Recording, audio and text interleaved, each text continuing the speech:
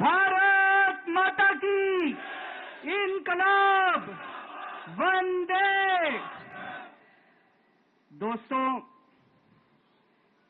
माननीय supreme court ने मुझे 21 दिन की मोहलत दी थी।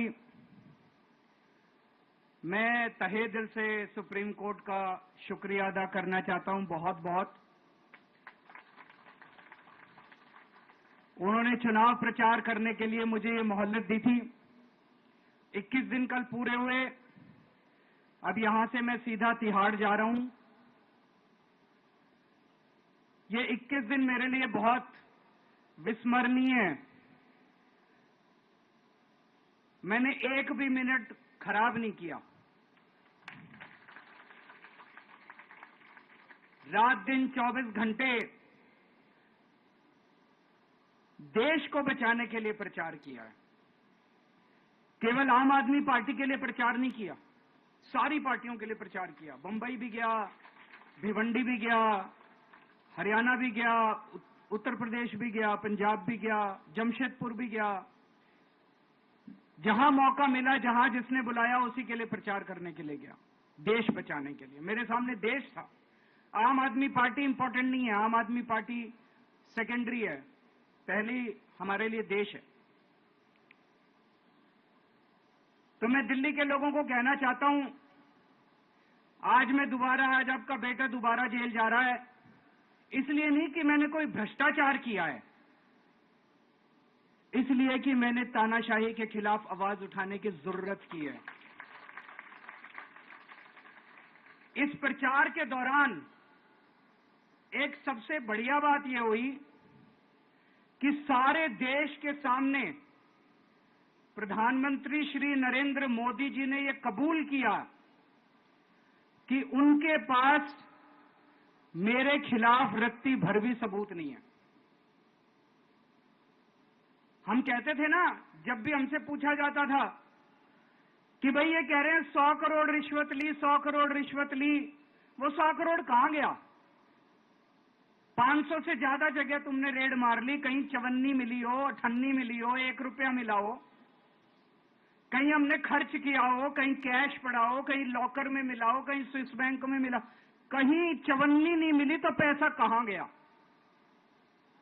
तो एक टीवी चैनल के इंटरव्यू में उस टीवी वाले ने मोदी जी से पूछा कि प्रधानमंत्री जी, ये केजरीवाल चारों तरफ कहता घूम रहा है कि आपके पास उसके खिलाफ कोई सबूत नहीं है, आपके पास उसके खिलाफ कोई रिकवरी नहीं है, फिर आपने उसको गिरफ्तार कैसे कर रखा है? पता है प्रधानमंत्री जी ने क्या कहा? प्रधानमंत्री जी कहते हैं, मैं मानता हूं कि केजरीवाल के खिलाफ कोई सबूत नहीं है, मैं मानता हूं कि केजरीवाल के खिलाफ कोई रिकवरी नहीं है, क्योंकि केजरीवाल अनुभवी चोर है। चलो मान लिया मैं अनुभवी चोर हूं, तुम्हारे पास सबूत तो नहीं है, तुम्हारे पास रिकवरी तो नहीं है, तो यूं ही डाल दिया मेरे को जेल में, बिना सबूत के डाल दिया मेरे को जेल में, बिना रिकवरी के डाल दिया जेल में। देश के इतिहास में 75 साल में सबसे ज्यादा बहुमत से आई हुई सरकार है। एक बार 70 में से 67 सीट, दूसरी बार 70 में से 62 सीट, 55% से ज्यादा वोट शेयर। इतने भारी बहुमत वाली सरकार के मुख्यमंत्री को आपने बिना सबूत के जेल में डाल दिया। यही तो तानाशाही है कि जिसका मन करेगा मैं उसी को जेल में डाल दूंगा, जिसका मन करेगा उसी को जेल में डाल दूंगा। और पूरे देश को मैसेज दे दिया कि अगर मैंने केजरीवाल को फर्जी केस में जेल में डाल दिया तो तुम्हारी तो औकात ही क्या है, किसी को भी पकड़ के जेल में डाल दूंगा। इसी तानाशाही के खिलाफ लड़ रहा हूं मैं, और इस किस्म की तानाशाही अपने देश को बर्दाश्त नहीं है। भगत सिंह ने कहा था ना कि जब सत्ता तानाशाही हो जाए तो जेल जिम्मेदारी बन जाती है, सबकी जिम्मेदारी है जेल में जाना, इसके खिलाफ आवाज उठाना। भगत सिंह के चेले हैं।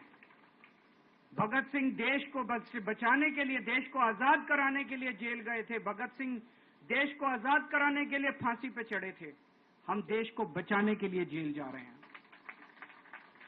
इस बार जब जा रहा हूं मुझे नहीं पता अब मैं कब वापस आऊंगा, मुझे नहीं पता ये क्या करेंगे मेरे साथ जेल में, लेकिन मुझे कोई परवाह नहीं है, जो मर्जी करें। अगर भगत सिंह फांसी पे चढ़ गए, मैं भी फांसी पे चढ़ने के लिए तैयार हूं।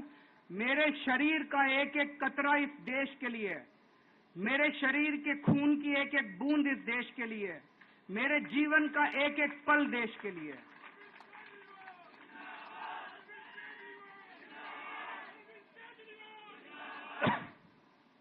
अभी मैं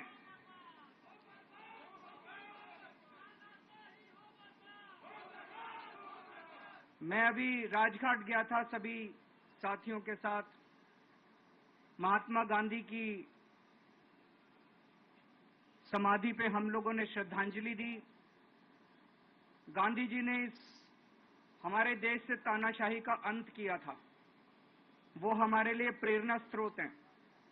उसके बाद हम कनॉट प्लेस गए, हनुमान मंदिर, वहां पे हमने हनुमान जी के मंदिर में जाके हनुमान जी का आशीर्वाद लिया। 4 तारीख को भी मंगलवार है, भली करेंगे बजरंगबली, करेंगे कि नहीं करेंगे? बोल बजरंगबली की।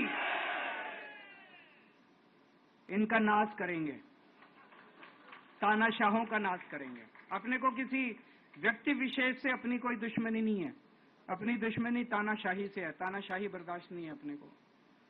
तो 4 तारीख को भी मंगलवार है और बजरंगबली का मेरे ऊपर, पार्टी के ऊपर बहुत आशीर्वाद है, देश के ऊपर बहुत आशीर्वाद है। मैं प्रार्थना करने गया था बजरंगबली को कि हे बजरंगबली मेरे देश को बचा लो। अभी कल एग्जिट पोल आए हैं, मेरे से लिखवा लो, सारे एग्जिट पोल फर्जी हैं, बिल्कुल फर्जी हैं। एक एग्जिट पोल वाले ने राजस्थान में टोटल 25 सीट है, उसमें 25 में से 33 दे दिए उन्होंने बीजेपी को। ऊपर से आया होगा भाई बीजेपी को ज्यादा देने हैं, तो उसने कहा मोदी जी क्या याद रखोगे आप भी, आपको 25 में से 33 दे दिए।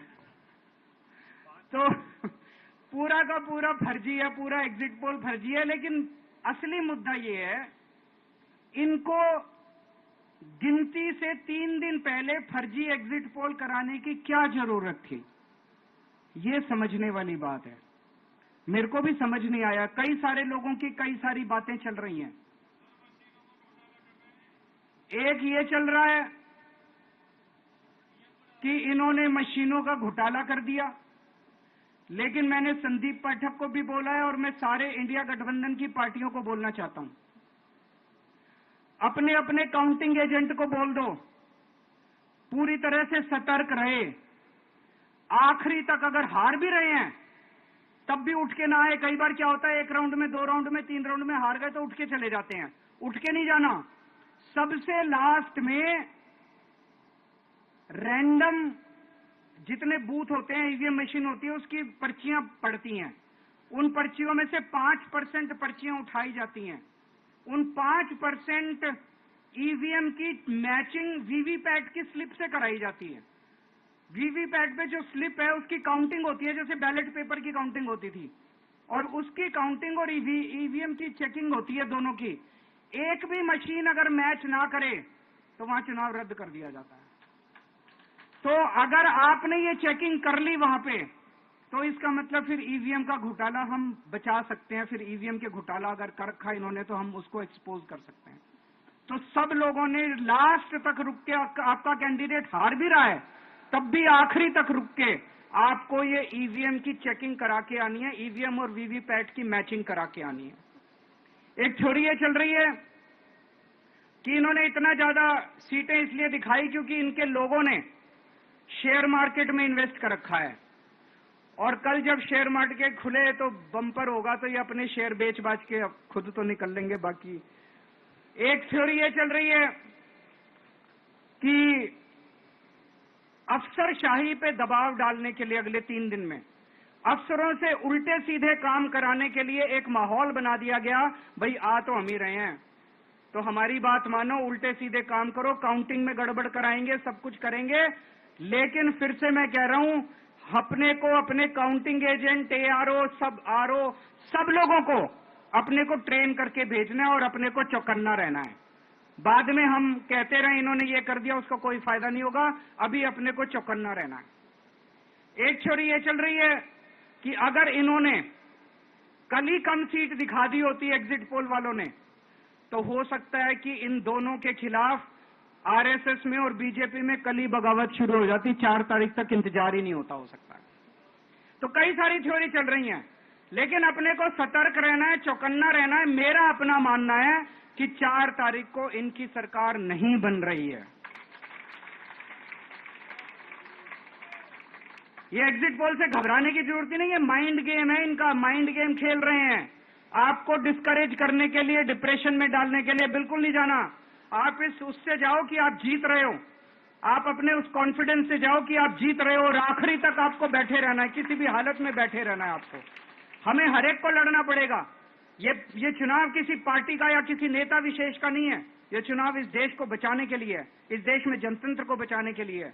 जिसके लिए भगत सिंह, गांधी जी सब लोग लड़े थे, वही माहौल आज है। जिस तरह से हमने अंग्रेजों को हटाया था, आज इस सत्ता को अपने को हटाना है। तो मैं आप सब लोगों का, सभी साथियों का बहुत बहुत शुक्रिया अदा करना चाहता हूं। बहुत साथ मिला आप लोगों का इन 21 दिनों में। अब जब भी मैं लौट के आऊंगा फिर मिलेंगे आप लोगों से। तब तक के लिए अलविदा।